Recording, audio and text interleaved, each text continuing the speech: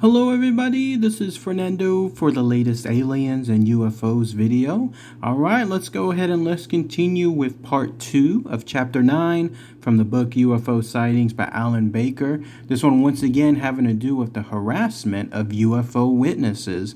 In part 1, we talked about the fascinating case associated with MIBs, Men in Blacks, and in this case, it's going to have to do with unmarked helicopters.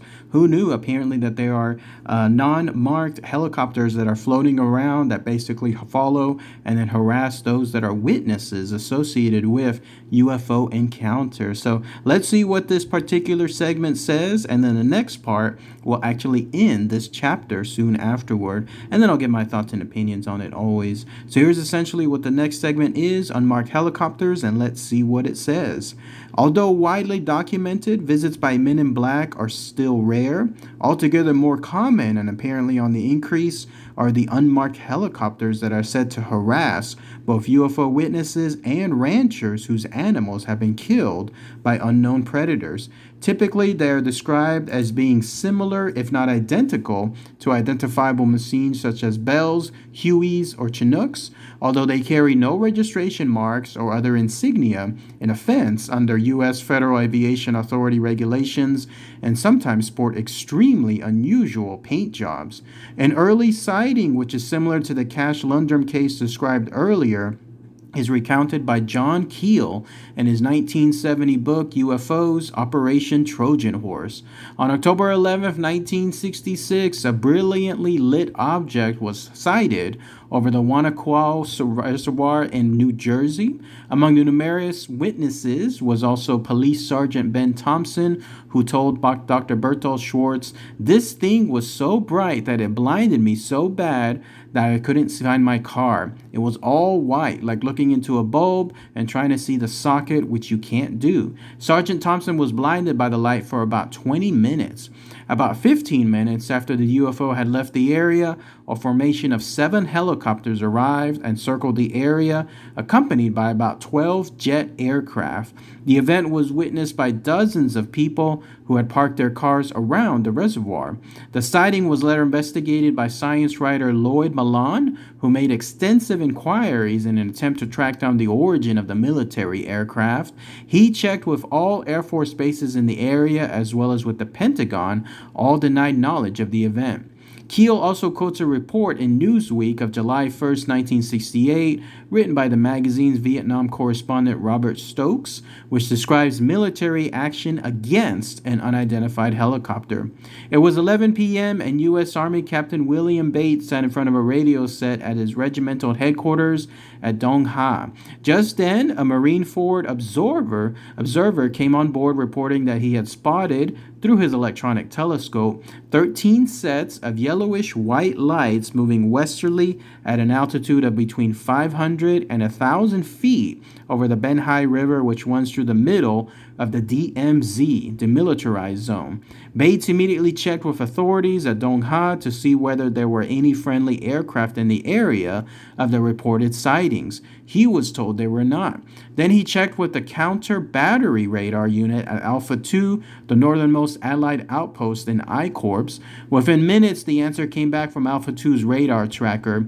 The blips were all around them, 360 degrees. By 1 a.m., U.S. Air Force and Marine jets were scrambling at Da Nang in pursuit of the unidentified objects. 45 minutes later, a Marine pilot radioed that he had just shot down a helicopter.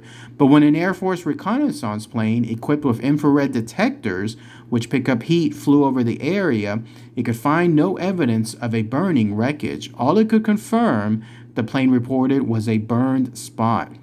Best-selling author Whitley Strieber, who recounted his own visitor experiences in the books Communion, Transformation, and Breakthrough, has described sightings of mysterious helicopters that seem to be observing him and his family.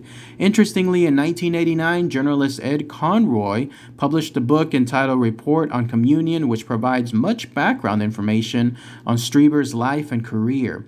Towards the end of the book, Conroy describes several very unsettling helicopter experiences of his own, which carries some strange implications regarding the origin of some of these mysterious aircraft. He describes, for instance, how he saw a helicopter fly behind the Tower Life building in San Antonio, Texas, and not appear on the other side. I still have a hard time believing I saw that, he says. In August 1988, he saw two Chinook-style helicopters, one with blue fuselage and white cab, the other painted brown with red horizontal stripes, which flew out of the western horizon in perfect tandem, so close to one another that their blades must have been meshing as though they were egg beaters. Texas researcher Tom Adams, who publishes the Crux and Stigmata newsletters, has several cases on file in which witnesses have reported helicopters that shapeshift into disc-shaped UFOs. Although the implication here is that non-human aerial devices have the apparent ability to camouflage themselves by assuming the shape of terrestrial aircraft, this begs the question, why do they only do so on certain occasions? In November 1982, researcher Lawrence Fawcett managed to conduct an interview with a witness who claimed to have seen a black, unmarked helicopter land near his home on Long Island. The encounter occurred earlier one morning in 1974 when a Chinook helicopter arrived, disgorging a number of men dressed in black uniforms without markings. The men were armed with M16 rifles and began to set up a perimeter on the beach. The witness approached one of the men and asked him what he was doing, but he received no reply. At that point, a police car arrived, and the officer also asked the man what he and his colleagues were doing there. When he likewise received no response, he said that the men were carrying weapons and were wearing unidentified uniforms, and he would like to see some identification. Again, the man ignored him, so the police officer said, "If you don't answer me pretty soon, you're going to end up in the ground in handcuffs." The man replied, "I don't think so. Look around." His colleagues had heard the exchange through the microphones attached to their shirts, and all had now trained their weapons on the police officer. Unsure how to proceed, he returned to his car and radioed his superior, who told him to leave the area immediately. After the police officer had left, the helicopter crew suddenly returned to their craft and flew away. The witness informed Fawcett that he later discovered a possible reason for the presence of the helicopter. The Air Force had apparently been removing missiles from warheads on Long Island and was in the process of transferring them to a facility in New Jersey. One of the helicopters had developed mechanical problems and was forced to make an emergency landing 3 miles down the beach. The men who had landed in front of the witness's house were security personnel assigned to protect the downed helicopter. This, however, does not explain the initial presence of only one helicopter. Over the years, much speculation has centered on the idea that the mysterious, unmarked helicopters belong to an ultra-secret branch of the U.S. government, which has been charged with monitoring the activities of UFOs and cattle mutilators. Such a group would be able to respond quickly to genuine anomalous activity, and there is evidence to suggest that it has been involved in more than one UFO crash/retrieval.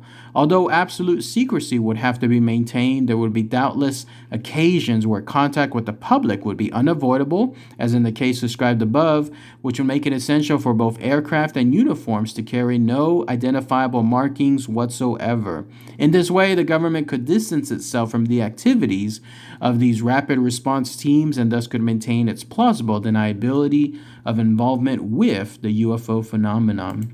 So let's go ahead and let's stop that here, and then I'll finalize the other part in my next video there. So in this case, this talks again about unmarked helicopters. Fascinating stuff.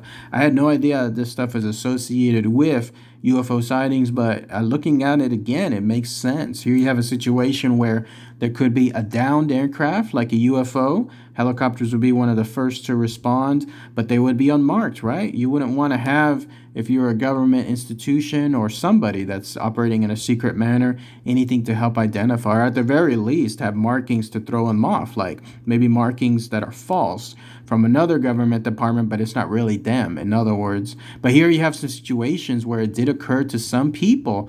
Possibly the most fascinating one was Whitley Strieber, that best-selling author of Communion, hearing that he in turn had multiple sightings of mysterious helicopters that were observing him and his family. Talk about a creepy situation. Not only that, but the journalist who wrote on the book involving communion and other things apparently also had unsettling helicopter experiences where those same things were happening, where helicopters would show up, but they would also be unidentifiable. So who knows, if you're out there again and you happen to see an unidentifiable helicopter, see if it looks like a Bell, a Huey, or a Chinook. And then also see if it has anything along the lines of strange markings, strange colors as well. Something that would, again, stand out, look completely different from traditional, let's say, darker gray or darker black or darker green colors associated with helicopters. In fact, the only helicopter I know of that has like different insignias and colors is the presidential one. Like, obviously that has a much brighter look to it, but here you have a situation where even these helicopters are completely different. And then finally, you had that situation, that creepy one involving something apparently landing. Could have been that helicopter, or it could have been something else on that beach. And then one of the homeowners got out. And then when that happened, they in turn went up to that place. And then they went up to that person, whoever that was, the one that looked like they were from some kind of military branch. And then, having no information given to them, a cop pulled up. And then that cop in turn asked them questions to the point where, if they didn't answer anything, then they're going to go on the ground in handcuffs. And then he turned around, and then all of a sudden, every single one of them was pointing their guns straight at him. And then how do you proceed from that there, right? Obviously, the superior that he spoke to on the phone must have been in on something afterward, because he told him to get out of there immediately. He must have gotten contacted by whatever super secret military branch that is, and then let them know, don't mess with the situation, just get out. And then that's what he did, essentially. Interesting stuff that I'm going to be looking out for next time if I ever see a helicopter in the sky, to see if there's any strange insignia or other type of strange colors that are normally not associated. All right, everybody, let me know what you think in the comments. All right, everybody, take care. Bye.